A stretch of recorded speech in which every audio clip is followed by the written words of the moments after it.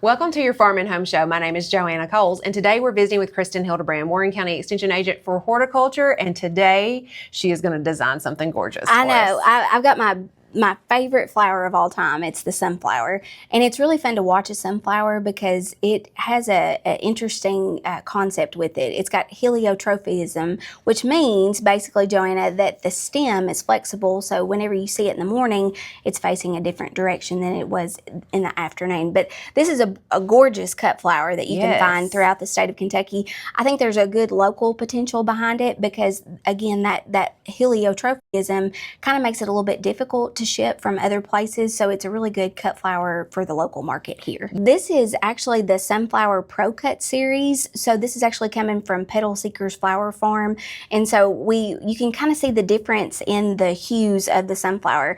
This one I think is either the Zohara or the Sunrich Pro Cut, but dark centers with a nice bright ray flowers, and then this one is actually the Plum Pro Cut. But the interesting about these cuts is that they don't shed pollen, so it's really popular to be used in a lot of different bouquets, especially when you're bringing it inside. It's not going to shed that pollen on your tablecloth. So we're going to start with this particular variety. You can see how thick that stem is, Joanna. So what we've got on set here is a little bit of some floral wire. You can pick this up from any kind of floral supply place, but what you're going to do here is just take this wire and then just insert it into the stem here. And basically what that does is over time, it's going to kind of hold that up more, and so that way as it gets a little bit of age on it, it's going to help.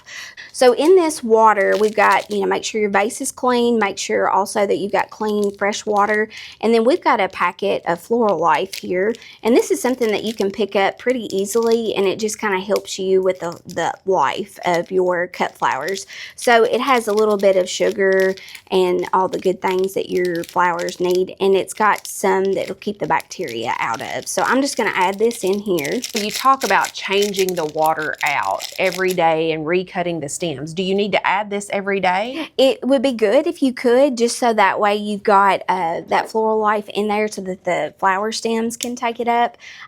So each time you do it, I think it would be an added benefit. Now we're just going to kind of put this about 1.5 to 2 times the height of the arrangement, and we're just going to add this in. Okay. So basically we're going to continue this out. I'm going to use probably about 3 to 5 stems of this particular variety, and then we'll add this other one next. Okay.